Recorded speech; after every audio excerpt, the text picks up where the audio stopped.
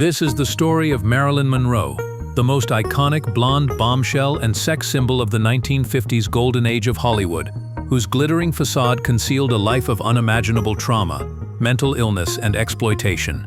Behind that sultry smile and breathless voice lived a woman trapped in a prison of fame that would ultimately destroy her. Born Norma Jeane Mortenson on June 4, 1926, at Los Angeles County Hospital, Marilyn's life was cursed from the very beginning. Her birth certificate listed Martin Edward Mortenson as her father, but this was likely a lie. Most biographers now believe her real father was Charles Stanley Gifford, her mother's supervisor at RKO Studios. Gladys had an affair with him in 1925, and a 2022 DNA comparison with Gifford's descendants finally confirmed what many had suspected for decades. But the identity of her father was the least of Norma Jeane's problems. Mental illness ran like poison through her family tree. Her grandmother, Della Monroe, battled postpartum depression and was institutionalized. Her great-grandfather, Tilford Marion Hogan, took his own life. When Norma Jeane was just 7 years old, her mother Gladys was hospitalized after being diagnosed as a paranoid schizophrenic. What followed was a childhood that reads like a horror story. Norma Jeane bounced between 12 different foster homes and an orphanage, a vulnerable child in an uncaring system. During these formative years, she was sexually abused, trauma that would haunt her for the rest of her short life. She would later claim that one of her earliest memories was of her mother trying to smother her with a pillow in her crib.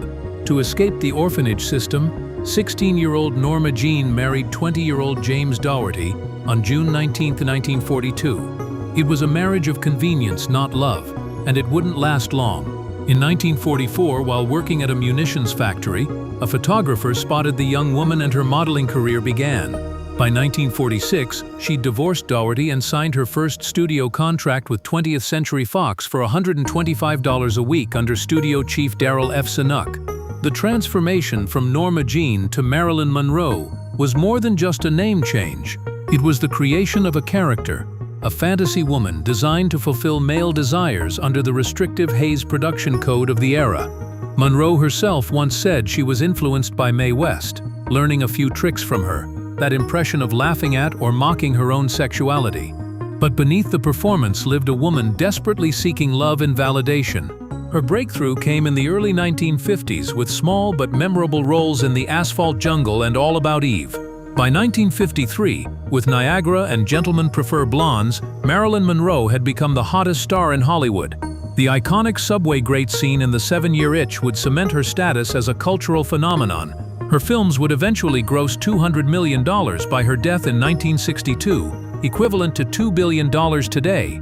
Yet despite her massive success, Monroe earned surprisingly little during her career, just under $4 million, about $42 million in today's money. But Monroe refused to remain powerless within the studio system. In 1954, she shocked Hollywood by walking away from her Fox contract and founding Marilyn Monroe Productions with photographer Milton Green. This bold move, which led to her year in exile in New York, was later called instrumental in the collapse of the traditional studio system. After a bitter standoff with Zanuck, she returned to Fox in 1956 with unprecedented creative control and a new salary of $100,000 per film. During her time in New York, Monroe studied method acting with Lee Strasberg at the Actors Studio, learning effective memory and emotional memory techniques that would transform her performances. Her 1956 film Bus Stop earned her the first serious critical acclaim of her career, proving she was more than just a sex symbol. Fame brought new torments. Monroe's romantic life became a public spectacle, her every relationship dissected by the press. On January 14, 1954, she married baseball legend Joe DiMaggio at San Francisco City Hall. The marriage lasted only 9 months, destroyed by DiMaggio's jealousy and Monroe's career demands. Yet DiMaggio would remain devoted to her for the rest of his life. In 1956, Monroe married playwright Arthur Miller, hoping to find intellectual stimulation and respectability. Miller was attracted to her vulnerability, once writing that she had a fragility that was heartbreaking.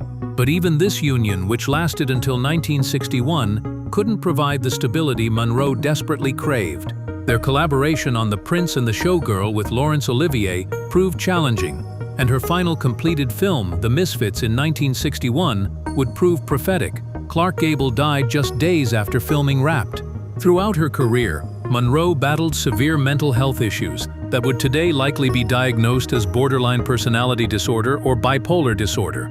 Dr. Hyman Engelberg, one of her doctors, later revealed, "We knew that she was manic-depressive, which is now called bipolar personality." She saw a psychiatrist 5 times a week, desperately trying to overcome her demons. In February 1961, seeking help, Monroe was admitted to the Payne Whitney Psychiatric Clinic, but what she expected to be a restful retreat became a nightmare. She was immediately taken to the psychiatric ward, threatened with a straitjacket, and placed in what she described as a cell with cement blocks and all. She felt like she was in some kind of prison for a crime I hadn't committed. After 3 hellish days, Joe DiMaggio demanded her release, once again playing the role of her protector. The final chapter of Monroe's life played out against the backdrop of American politics and power. On May 19, 1962, she delivered perhaps her most famous performance at Madison Square Garden, singing Happy Birthday to President John F. Kennedy. Wearing a sheer flesh-colored dress adorned with 2,500 rhinestones that cost $1,440 to make, Monroe's sultry rendition of the birthday song became the stuff of legend. The dress was so tight she wore nothing underneath and had to be sewn into it. President Kennedy joked afterward that he could now retire from politics after having had Happy Birthday sung to me in such a sweet, wholesome way. But rumors of an affair between Monroe and the president, and possibly his brother Robert Kennedy, would fuel conspiracy theories for decades to come. Some theories even connected her to alleged mob boss Sam Giancana through Kennedy family friend Peter Lawford. By this time, Monroe's behavior had become increasingly erratic. She was frequently late to sets, forgot her lines, and struggled with addiction to barbiturates and other prescription drugs. In June 1962, she was fired from Something's Got to Give because of her frequent absences. Her last psychiatrist, Dr. Ralph Greenson, had prescribed her 3 times the maximum dose of Nembutal to treat her insomnia. The end came in the early morning hours of August 5, 1962. Monroe was found dead in her bedroom by her housekeeper, Eunice Murray. The official cause of death was acute barbiturate poisoning, ruled a probable suicide. She was just 36 years old. Strangely, the autopsy found no trace of pill capsules in her stomach, despite the massive amount of barbiturates in her system, leading some to question the official verdict. Joe DiMaggio took charge of Monroe's funeral, banning almost everyone from Hollywood. If it wasn't for them, she'd still be here, he told studio executives who wanted to attend. At the funeral, DiMaggio reportedly bent down to Monroe's coffin and whispered, "I love you." For the next 20 years, DiMaggio sent roses to Monroe's grave 3 times a week, more than 18,000 roses in total. His simple instruction to the florist was 3 times a week, forever. When DiMaggio himself died in 1999, his final words were reported to be, "I'll finally get to see Marilyn." Monroe died with an estate worth just $800,000, which shrank to $370,000 after debts and expenses.